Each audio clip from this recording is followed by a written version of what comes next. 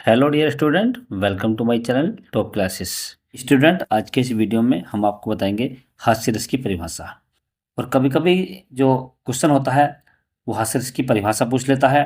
कभी वो आपको उदाहरण दे देगा और आपसे कहेगा कि इसके अंदर कौन सा रस है, तो आपको पहचान कर बताना है। और कभी कभी एक नंबर का जो बहुविकल्प क्वेश्चन होता है वह भी आ जाता है।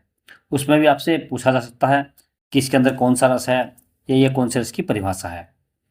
तो जब आपको परिभाषा अच्छे से याद होगी तो स्टूडेंट आप बोर्ड एग्जाम में इसमें से कहीं से भी क्वेश्चन आ जाए उसका आंसर आप आसानी से दे देंगे। तो मैं जो आपको तरीका बताऊंगा, जो आपको मैं परिभाषा बताऊंगा, यदि आप इसे अच्छे से पढ़ लेते हैं और याद कर लेते हैं तो हास्य रस से संबंधित कोई सा भी क्वेश्चन आ जाए आप उसका आंसर आसानी से दे सकते हैं। तो स्टूडेंट स्टार्ट करते हैं। स्टार्ट करने से पहले आपसे एक छोटी सी रिक्वेस्ट है। यदि आपने चैनल को अभी तक सब्सक्राइब नहीं किया है तो आप चैनल को सब्सक्राइब कर लें और पास वाली जो घंटी है उसे भी दबा दें, ताकि हमारे आने वाले जो वीडियो हैं उसके नोटिफिकेशन आपको सबसे पहले मिलते रहें। स्टूडेंट, जब बोर्ड एग्जाम में हास्य रस की परिभाषा आए तो आपको सबसे पहले ब्लैक पेन से लिखनी है परिभाषा। उसके बाद आपको लिखना है, जब किसी व्यक्ति या वस्तु के आकार, वेशभूषा या विकृत रूप को देखकर मन में आनंद या हंसी का भाव उत्पन्न होता है तो वहाँ पर हास्य रस होता है। इसका स्थायी भाव हास होता है। ये स्टूडेंट आपको भली बात याद रखना है कि इसका जो स्थायी भाव वो क्या होता है, हास होता है। परिभाषा लिखने के बाद स्टूडेंट आपको इसका उदाहरण देना है। उदाहरण भी आपको काली पेन से लिखना है। उदाहरण में आपको लिखना है, पति पत्नी में हुआ झगड़ा, मारा बेलन पति हुआ लंगड़ा।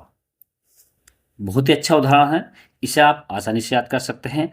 और यदि आपको इससे संबंधित कोई और भी उदाहरण याद है तो आप उसे भी लिख सकते हैं। और उदाहरण लिखने के बाद आपको इसका स्पष्टीकरण करना है।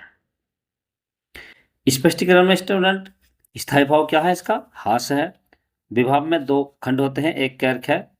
कै में आलंबन होता है जो विकृत व्यक्ति होता है, और उद्दीपन में विचित्र वेशभूषा या चेष्टाएं आदि आती है। तीसरा है अनुभाव। अनुभाव का मतलब है हंसना या आनंद। चौथा है संचारी भाव, हर्ष, चपलता आदि। तो इस प्रकार से स्टूडेंट आपको बोर्ड एग्जाम में जो हास्य रस है उसकी परिभाषा लिखनी है, उदाहरण लिखना है और स्पष्टीकरण करना है। यदि आप ये सभी करते हैं तो इसमें आपको 2 नंबर मिलेंगे, और यदि इसके संबंधित विकल्प आता है तो उसमें केवल आपको 1 नंबर मिलेगा, लेकिन स्टूडेंट मिलेगा पक्का।